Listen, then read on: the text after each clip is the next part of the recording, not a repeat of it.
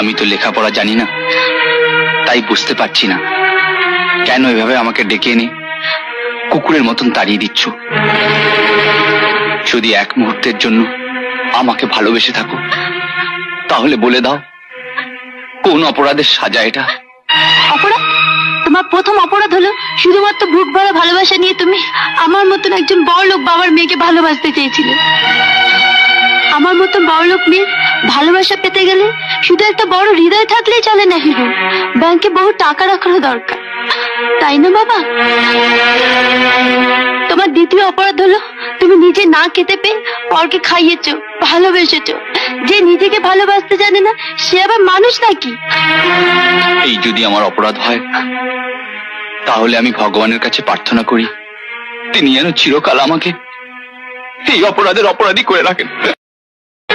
আমি তো লেখাপড়া জানি না,